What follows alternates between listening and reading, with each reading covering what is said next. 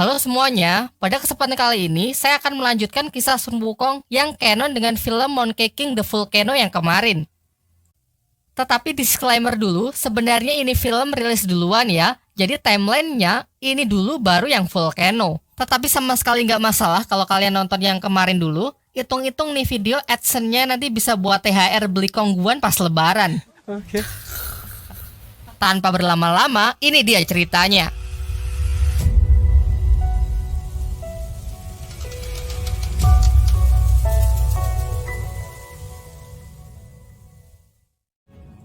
Jauh di sebuah hamparan pasir, terlihat Tong Sancong yang sedang sendirian didatangi oleh sekelompok orang yang tak dikenal. Mereka singgah sejenak dan menawari Biksu Tong dengan air mereka untuk melepas dahaga di tengah teriknya gurun pasir. Tetapi Biksu Tong malah menolaknya, mengingat sebelum pergi, Sun Wukong muridnya berpesan agar ia tidak menerima apapun dari orang asing. Tak enak menolak niat baik mereka, lalu Biksu Tong menjelaskan kalau ia bersama para muridnya adalah utusan ke barat dalam sebuah misi untuk mengambil kitab suci. Kini ia sedang menunggu dua muridnya, yaitu Cupatke dan Sun Wukong, yang pergi untuk memeriksa wilayah ini. Di tengah percakapan mereka, seorang anak dari kelompok itu pergi cukup jauh karena penasaran untuk melihat sebuah tengkorak raksasa. Namun tiba-tiba sebuah badai pasir muncul dan siap menerjang anak itu. Dengan spontan, orang-orang berlarian untuk menyelamatkannya. Tetapi mereka semua gagal dan satu persatu malah jatuh ke dalam pasir hisap. Kini Biksu Tong tengah dilanda dilema harus bertindak atau tetap diam. Jika ia sampai keluar dari lingkaran pengusir siluman yang telah Wukong buat, maka para siluman akan dengan mudah menangkapnya. Mengingat daging Tong Sancong memang selalu menjadi incaran para siluman. Karena sifat welas aslinya yang begitu besar, ia pun mengambil resiko untuk keluar demi menyelamatkan nyawa di depan matanya. Dan benar saja, ternyata ini semua adalah tipu muslihat siluman yang ingin menangkapnya. Tanpa pertahanan apapun, dengan mudah siluman itu berhasil membawa Biksu Tong ke markasnya. Dan film The Monkey King Demon City pun dimulai. Beberapa lama kemudian, Wukong dan Patke yang telah kembali mendapati kalau gurunya sudah tidak ada. Cupatke yang merasa putus asa malah berniat membatalkan perjalanan dan membagi bekal mereka. Tetapi Sun Wukong bersikeras untuk mencari gurunya dengan mencari informasi di sebuah kota yang tak jauh dari mereka. Di sisi lain, Biksu Tong berhasil diculik oleh siluman berwajah mengerikan yang bernama Zulumat. Dari sini terungkap bahwa sebenarnya Zulumat bukan mengincar Biksu Tong, melainkan ingin jantung batu milik Sun Wukong untuk menyempurnakan kesaktiannya. Kembali ke tempat Wukong, bersama Patke ia telah sampai di kota. Mereka mengubah wujudnya menjadi lebih manusiawi agar tidak menarik banyak perhatian. Di sana mereka hampir diusir oleh Jono dan Johnny yang mengira mereka adalah penipu. Untunglah mereka ditolong oleh seorang wanita ramah bernama Sakura. Singkat cerita, Sakura mengajak mereka makan di tempatnya. Berbeda dari Cupatke yang merasa sangat senang, Sun Wukong malah terlihat tidak senyum sedikit pun karena sedari awal tahu kalau kota ini adalah kota siluman yang seluruh warganya adalah siluman. Tetapi Patke mencoba menenangkannya dengan mengingatkan kembali bahwa tujuan ia kemari adalah untuk mencari informasi mengenai siluman yang telah menculik gurunya. Tak lama setelah itu datanglah 3 orang pendeta yang masuk ke rumah makan itu. Sakura lalu menyambut baik mereka, tapi sang ketua pendeta malah mengatakan bahwa ia ingin pesan daging siluman. Si pendeta lalu malah menyerang Sakura karena ternyata ketiganya adalah pembasmi siluman. Dari sini pun terungkap bahwa wanita ini ternyata adalah jelmaan dari siluman bunga. Johnny yang membantu juga bukan tandingan para pendeta ini. Pada awalnya, Wukong terlihat sama sekali tidak peduli dan tetap melanjutkan makannya. Namun setelah sebuah pisau nyasar mengenai kepalanya, ia pun akhirnya turun tangan.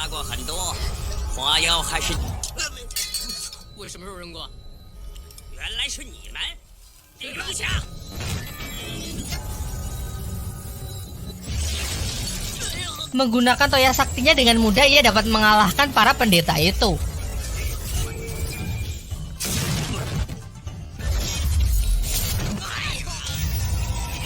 Setelah menunjukkan wujud aslinya, ternyata di tempat ini mereka cukup terkenal. Warga yang melihatnya segera mengumumkan kedatangan mereka.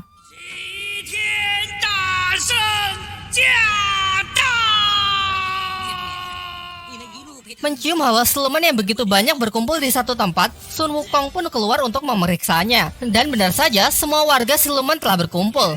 Di sana juga ada seorang anak bernama Liu Sang yang ternyata sangat ngefans dengan Kerasakti. 大圣，真的是齐天大圣！ By the way, anak ini mengingatkan saya dengan Liu Er, anak di animasi The Monkey King Hero is Back ya. Di tengah keributan itu, sang tetua datang dan menyampaikan suatu kehormatan kota kecil mereka didatangi oleh Sun Wukong dan Chu Patkai, dua dewa tersohor. Kemudian ia menjelaskan bahwa dulu tempat ini adalah negeri seribu bunga, namun pada ratusan tahun silam bola api raksasa jatuh ke tempat ini yang mengubah lautan bunga menjadi gurun pasir hisap. Malam harinya, diadakan sebuah pesta untuk merayakan kedatangan sang legenda hidup Sun Wukong dan mantan Panglima Tianpeng Chu Patkai.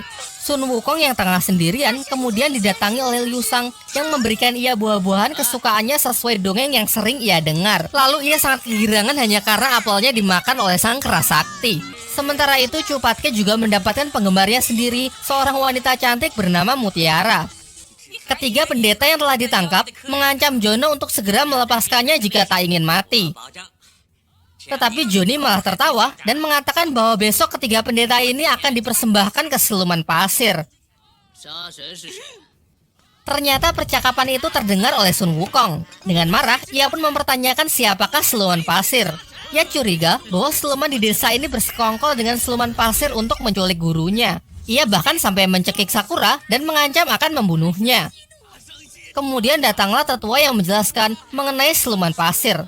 Selama bertahun-tahun, desa mereka telah dikuasai oleh siluman pasir.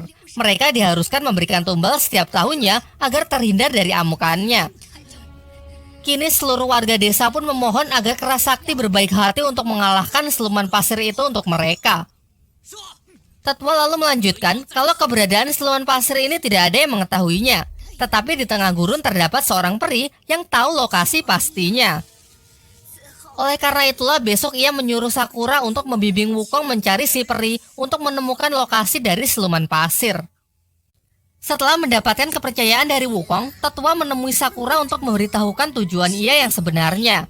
Ternyata tetua ini memiliki tujuan jahat, yaitu mengincar jantung batu milik Sun Wukong dengan dalih untuk mengembalikan kejayaan negeri siluman yang kian melemah. Ia memberikan Sakura Dementor, sebuah pisau khusus yang mampu ia gunakan untuk menembus kulit Wukong. Sakura yang ragu kembali diyakinkan bahwa Wukonglah penyebab hancurnya negeri siluman di masa lalu. Diceritakan 500 tahun yang lalu, ketika Sun Wukong mengacaukan khayangan, ia melempar tungku api yang sebagian bola apinya terjatuh di negeri siluman. Mengakibatkan negeri siluman yang dipenuhi oleh bunga hancur dan berubah menjadi gurun pasir yang gersang. Tanpa sepengetahuan dari Sakura dan seluruh warga kota, tetua menemui Zulumat untuk mengabarkan bahwa rencana untuk mengambil jantung batu Sun Wukong akan segera terlaksana. Dari sini akhirnya terungkap bahwa secara diam-diam ternyata tetua berafiliasi dengan Zulumat, siluman yang telah menculik Bisu Tong untuk mendapatkan jantung batu Sun Wukong. Kembali ke kota, nampaknya Wukong mulai menyesali perbuatan kasarnya kepada Sakura yang menuduhnya terlibat dalam penculikan Biksu Tong. Patkai kemudian menyarankannya agar meminta maaf dan memberinya obat untuk mengobati lehernya yang telah Wukong cekik. Meskipun sedikit angkuh, ia mengambil obat itu dan berangkat menemui Sakura. Di kamarnya, Sakura mengamati luka di lehernya yang ternyata cukup menyakitkan. Dan tanpa mengetuk pintu, Wukong pun langsung masuk sehingga ia melihat pemandangan indah secara live. Tetapi dengan cuek ia langsung pergi dan mengatakan kalau ia hanya salah masuk kamar.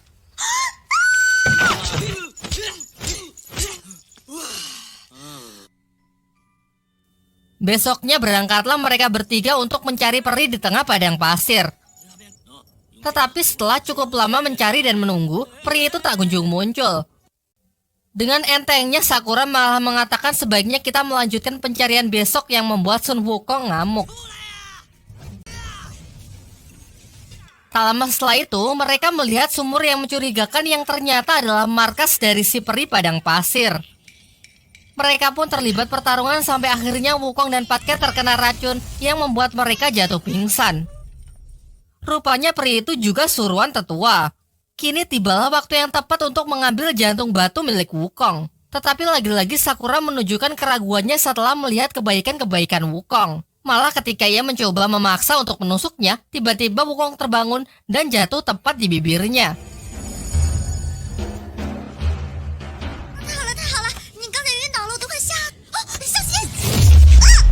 Melihat peri gadungan yang masih menyerang, Wukong pun langsung menghajarnya.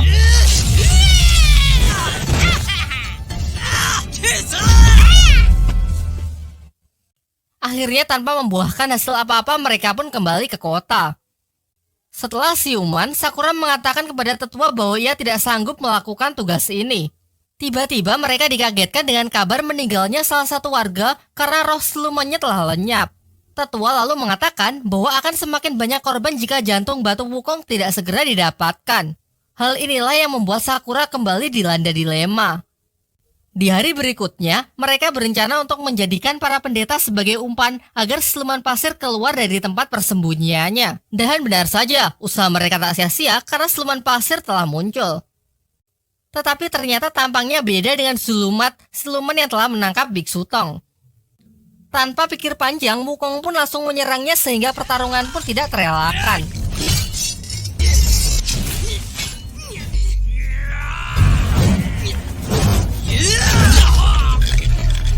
Di tengah pertarungan, siluman pasir pun menyerang Sakura. Untunglah dengan sigap Wukong menahan serangan itu yang membuat tangannya menjadi berdarah. Dan pada akhirnya siluman pasir itu berhasil dikalahkan meskipun ia berhasil lolos. Mereka memutuskan untuk menunggu siluman itu sampai larut malam, tetapi tentu siluman tidak akan terjebak ke lubang yang sama. Sementara itu, di kota, jumlah korban yang kehilangan roh silumannya semakin banyak. Namun ternyata dalang dibalik semua ini adalah tetua itu sendiri. Hal ini ia lakukan untuk mendapatkan simpati dari para warga agar warga percaya bahwa Wukong adalah penyebab dari malapetaka. Meskipun sebagian merasa ragu mengingat Wukong telah menyelamatkan kota ini dari pembasmi siluman dan berjanji akan menangkap siluman pasir.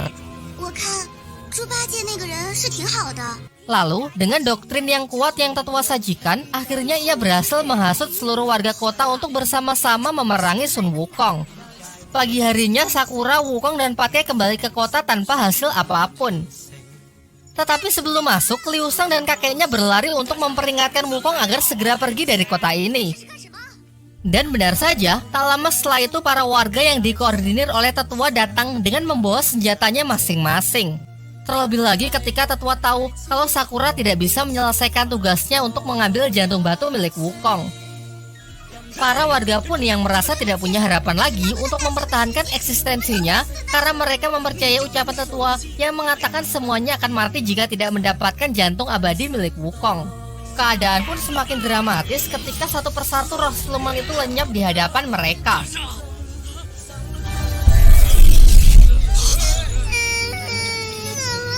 Sang tetua lalu menjelaskan bahwa hancurnya negeri siluman adalah ulah Wukong yang melempar bola api 500 tahun yang lalu saat ia menghacokkan kayangan.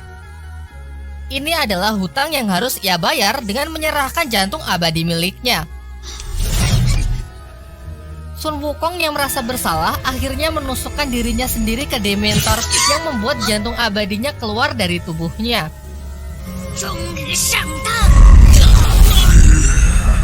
Namun setelah itu Zulumat menampakkan wujudnya dan siap mengambil jantung batu itu.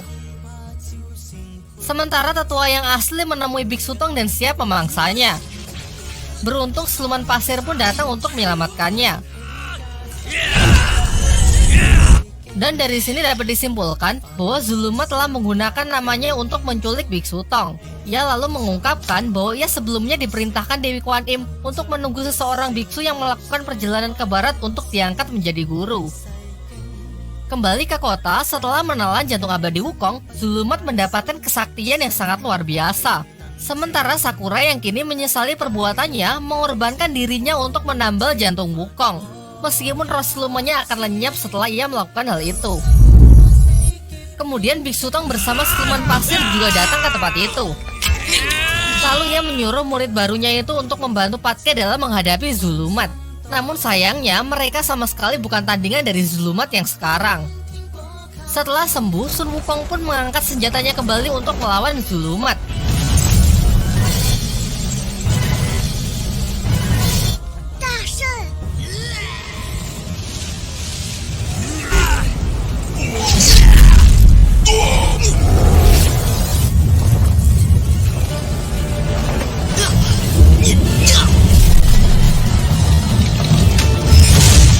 Setelah Setelah melewati pertarungan yang masih kurang dari segi efek CGI, mengingat budget film ini yang mungkin mepet, akhirnya Sun Wukong pun dapat mengalahkan siluman itu.